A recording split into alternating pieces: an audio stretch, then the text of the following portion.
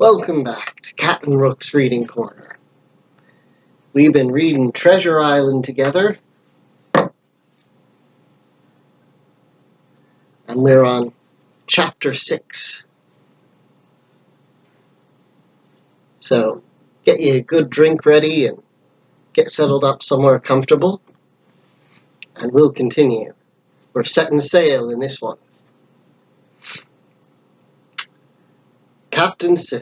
Chapter 6, Long John Silver.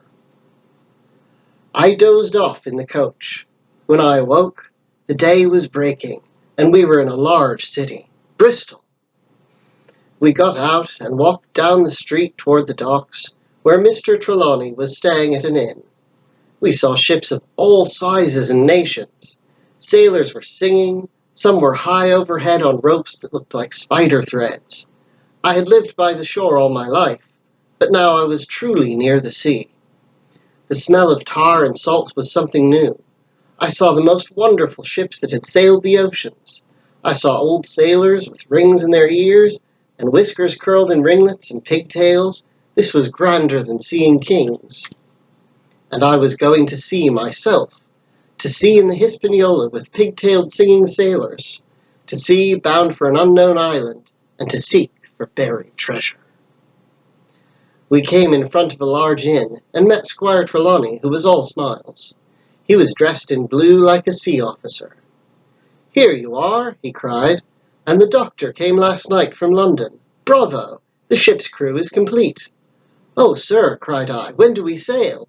"Sail?" says he. "We sail tomorrow." After breakfast, the squire gave me a note to take to Long John Silver. He said I would easily find his tavern, the Spyglass, along the docks. It had a large brass telescope for a sign. I set off, overjoyed to see some more of the ships and sailors. I made my way among a great crowd of people and carts, for the dock was now at its busiest, until I found the Spyglass Tavern. It was a clean, bright little place, with neat red curtains and an open door. Inside were mostly seafaring men. They talked so loudly that I was almost afraid to enter. Then I saw a man come out of a side room. I was sure he must be Long John. His left leg was cut off, close by the hip. Under the left shoulder he carried a crutch. He did well with this crutch, cheerfully hopping about upon it like a bird as he moved among the tables. He was very tall and strong, with a face as big as a ham, plain and pale, but intelligent and smiling. He whistled and merrily gave a hearty slap on the shoulder to a few guests. And here you've got your first look at the man. Not such a bad bloke. Now, to tell you the truth, when I first heard of Long John Silver, I was afraid that he might be that one-legged man whom the captain feared. But now I knew this could not be that man. I knew what a pirate looked like. I had seen the captain, and Black Dog, and Blind Pew. This Long John Silver was pleasant and jolly, unlike those other miserable scoundrels. I plucked up courage at once and walked right up to the man. "Mr. Silver, sir?" I asked, holding out the note. "Yes, my lad," said he, "such is my name. To be sure, and who may you be?" Then he looked at the squire's letter and said, quite loudly, "Oh, I see. You are our new cabin boy. Pleased I am to see you." I shook his large, firm hand. Just then, one of the men at a back table rose and ran for the door. I noticed him and recognized him at once. It was the man missing 2 fingers who had first come to the Admiral Benbow. "Oh," I cried, "stop him! It's Black Dog." "I don't care 2 coppers who he is," cried Silver. "He hasn't paid. Harry, run and catch him." One of the men near the door leaped up and ran after him. "Who did you say he was?" asked Silver. "Black what?" "Black Dog, sir," said I. "Didn't Squire Trelawney tell you about the pirates? That man was one of them." There they are, watching him run off. "That's so," cried Silver. "In my house. Ben, run and help Harry. One of those pirates, was he? Was that you sitting with him, Morgan? Step up here." Morgan, an old gray-haired, dark-faced sailor, came slowly forward. "Now, Morgan," said Silver very sternly, You never set eyes on that, black dog before, did you now? Not I, sir, said Morgan with a salute. You didn't know his name, did you? No, sir. Get back to your seat, then. Well, let's see. Black dog. No, I don't know the name. Not I.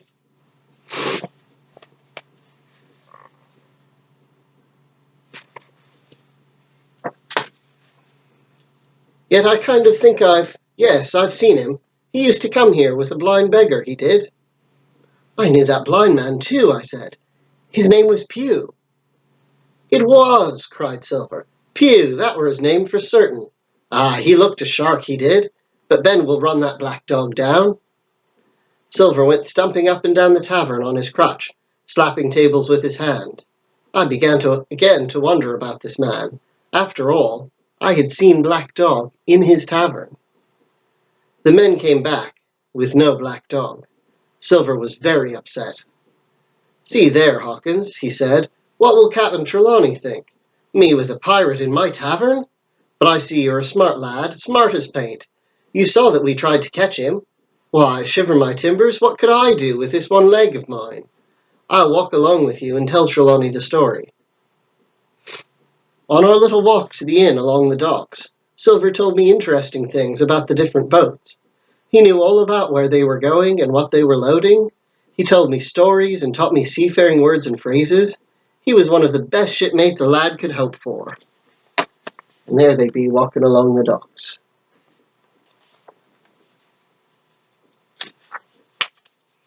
When we got to the inn, the squire and Dr. Livesey were seated together.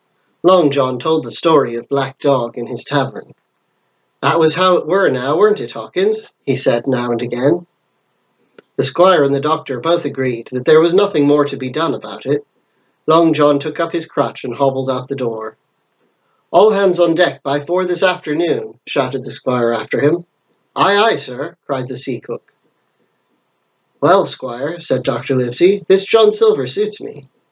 The man's a good sort, said the squire. And now, Hawkins, take your hat and we'll see the ship.